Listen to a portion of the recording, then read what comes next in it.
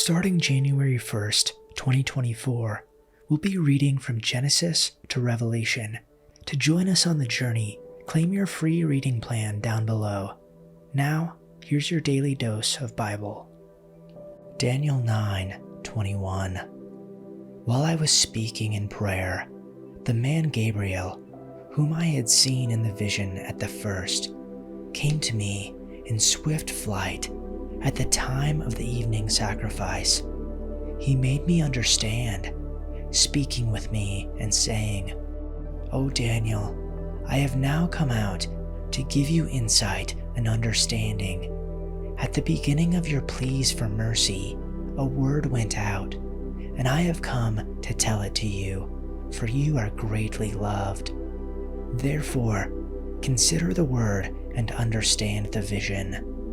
70 weeks are decreed about your people and your holy city to finish the transgression, to put an end to sin, and to atone for iniquity, to bring in everlasting righteousness, to seat both vision and prophet, to anoint a most holy place. Know therefore and understand that from the going out of the word to restore and build Jerusalem to the coming of an anointed one, a prince, there shall be 7 weeks. Then, for 62 weeks, it shall be built again with squares and moat, but in a troubled time. And after the 62 weeks, an anointed one shall be cut off and shall have nothing. And the people of the prince who is to come shall destroy the city and the sanctuary. Its end shall come with a flood, and to the end there shall be war. Desolations are decreed. And he shall make a strong covenant with many for 1 week, and for a half of the week he shall put an end to sacrifice and offering. And on the wing of abominations shall come one who makes desolate, until the decreed end is poured out on the desolator. In the 3rd year of Cyrus, king of Persia, a revelation was given to Daniel, who was called Belteshazzar. Its message was true, and it concerned a great war. The understanding of the message came to him in a vision. At that time, I, Daniel, mourned for 3 weeks. I ate no choice food, no meat or wine touched my lips, and I used no lotions at all until the 3 weeks were over. On the 24th day of the 1st month, as I was standing on the bank of the great river, the Tigris, I looked up, and there before me was a man dressed in linen, with a belt of fine gold from Uphaz around his waist.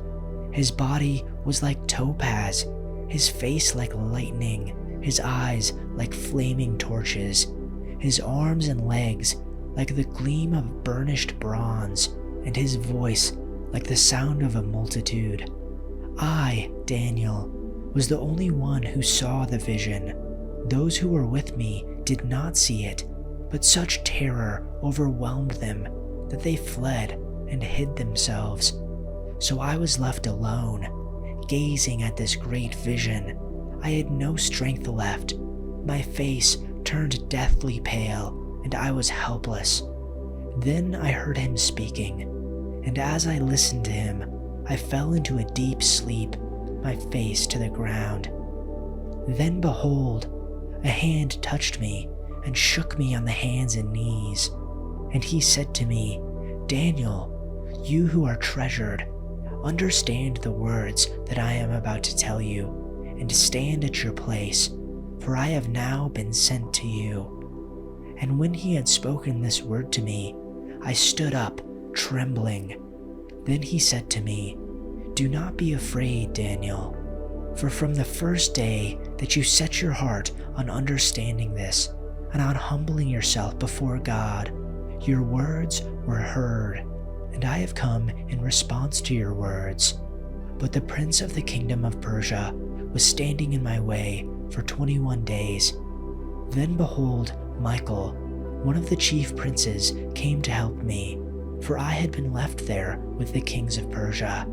Now I have come to explain to you what will happen to your people in the latter days, because the vision pertains to the days still future."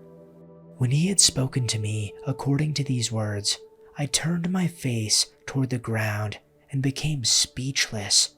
And behold, one who resembled a human was touching my lips.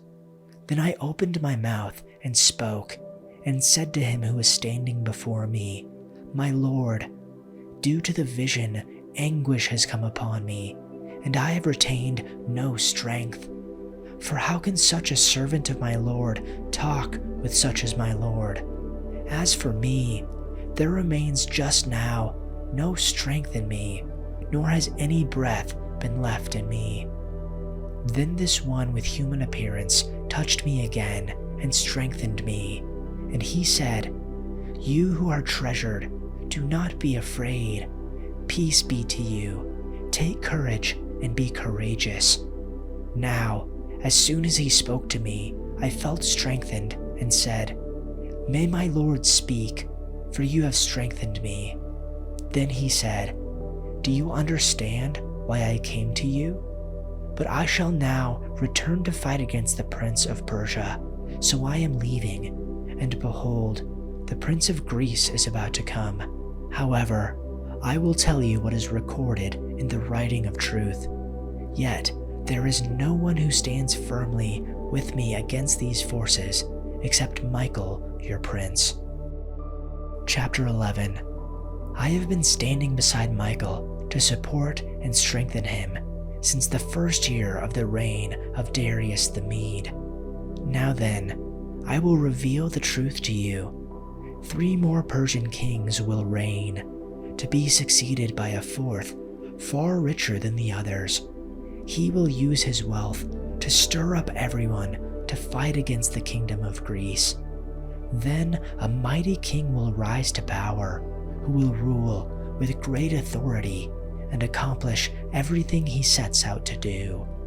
But at the height of his power, his kingdom will be broken apart and divided into 4 parts. It will not be ruled by the king's descendants, nor will the kingdom hold the authority it once had, for his empire will be uprooted and given to others. The king of the south will increase in power, but one of his own officials will become more powerful than he and will rule his kingdom with great strength. Some years later, an alliance will be formed between the king of the north and the king of the south. The daughter of the king of the south will be given in marriage to the king of the north to secure the alliance, but she will lose her influence over him, and so will her father. She will be abandoned along with her supporters. But when one of her relatives becomes king of the south, he will raise an army and enter the fortress of the king of the north and defeat him. When he returns to Egypt, he will carry back their idols with him, along with priceless articles of gold and silver. For some years afterward, he will leave the king of the north alone. Later, the king of the north will invade the realm of the king of the south, but will soon return to his own land. However, the sons of the king of the north will assemble a mighty army that will advance like a flood and carry the battle as far as the enemy's fortress.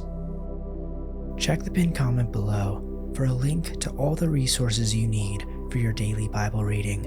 Also, don't forget to check us out on Spotify, linked below. Thanks for listening, and we'll see you tomorrow for your daily dose of Bible.